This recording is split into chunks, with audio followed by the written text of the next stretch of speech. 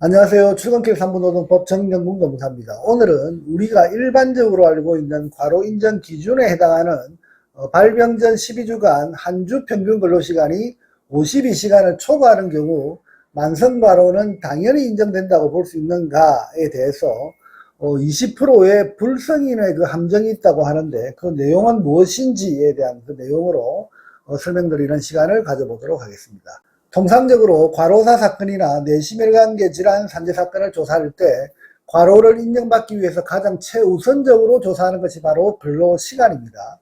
근로시간을 조사하기 위해 다양한 기법들을 총동원해서 조사하게 되는데 가장 기본적인 사항이 바로 회사에서 제공하는 출퇴근 전산 자료가 있을 것이고 그 외에 교통카드 기록, 휴대폰 기지국 정보와 같은 다양한 자료들 그리고 각종 문자 기록, 카톡 자료 등 전자매체를 통해서 확인되는 상황별, 시간별 할 수 있는 모든 정보를 다 틀어서 근로시간을 산출하려고 합니다. 그 결과 출근시간과 퇴근시간이 확인되면 총 근로시간이 확보되고 그 총 근로시간에서 이제 휴게시간을 찾아서 공제하게 되는데 휴게시간을 최소화시키기 위한 다양한 법리를 동원하거나 현장 조사를 통해서 점심시간과 같은 휴게시간 1시간짜리를 한 40분 정도로 또는 30분 정도로 단축시켜서 근로시간을 확보하는 작업을 시도하기도 합니다.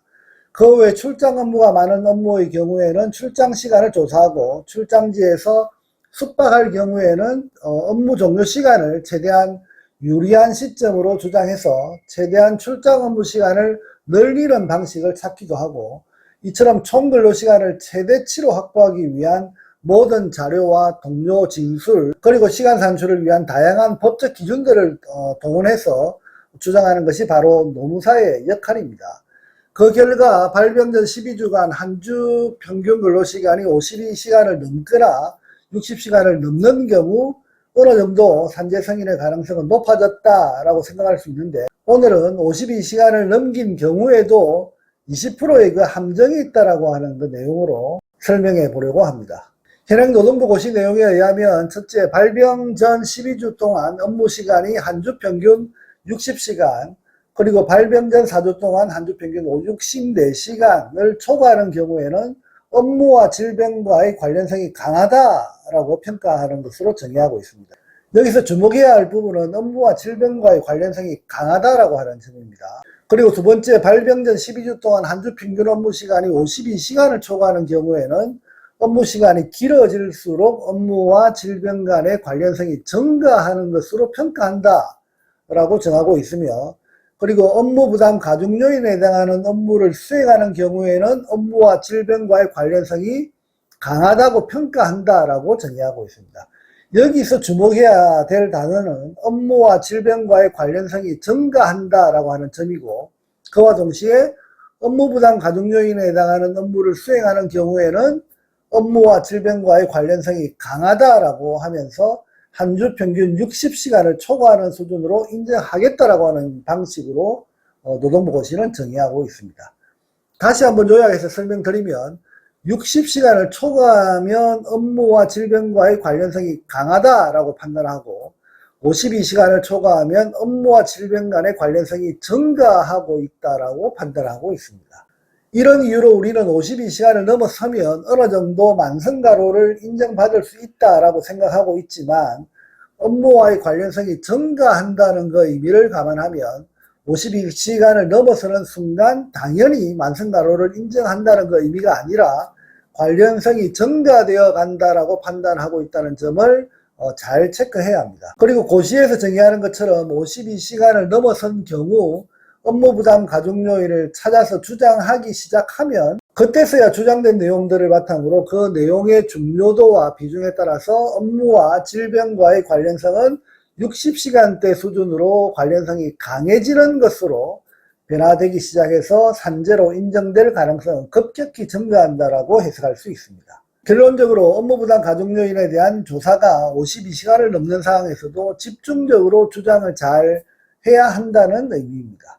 오늘 주제 설명에서 제가 20%의 함정에 대해서 설명을 했는데 그 내용에 대해서 설명드리면 현재 통계에 의하면 한 주 평균 근로시간이 52시간 이상 60시간 미만 상태에서 과로사 사건의 경우 승인율은 2023년도 기준으로 81% 수준이고 뇌심혈관계 질환 요양 사건의 경우에는 76%대 수준으로 확인되고 있습니다. 이런 통계의 경우 긍정적으로 보면 76% 이상은 52시간을 초과하는 경우 산재로 승인받는다 라고 생각할 수 있겠지만, 다른 관점으로 보면 52시간을 초과하는 경우에도 24% 정도는 과로를 인정받지 못하고 있다는 것으로 해석이 됩니다. 여기서 그렇다면 20% 정도의 과로를 인정받지 못하는 경우 왜 산재로 인정받지 못했을 것인가에 대한 고민도 반드시 필요할 대목입니다. 제 판단에 의하면 52시간이 넘어서도 산재로 인정받지 못하는 그 10건 중 2건에 해당하는 20%의 경우는 대부분 업무 부담 가중 요인에 대한 조사가 미비했기 때문인 것으로 해석할 수 있습니다. 다시 말해서 업무 내용에 대한 충분한 조사를 하지 않은 채 근로시간만 어필하거나 근로시간이 52시간이 넘는다고 해서 당연히 되는 것처럼 생각해서 공단에 업무 내용에 대한 집중적인 조사 없이 접수했다가 20%의 함정에 빠진 것으로 해석할 수 있습니다. 이상의 내용에서 결국 근로시간이 52시간을 초과하는 경우에도 20%대의 함정에 빠지지 않기 위해서는 업무 부담 가중 요인에 대한 조사가 반드시 필요하고, 충분히 업무 내용에 대한 분석을 통해서 업무량, 업무 환경, 업무에 대한 책임감, 그리고 업무량의 변화, 업무 난이도에 대한 상황, 그리고 업무 부담 가중 요인 7가지에 대한 개별적 해당 여부에 대한 조사 등을 반드시 해야 한다는 것입니다.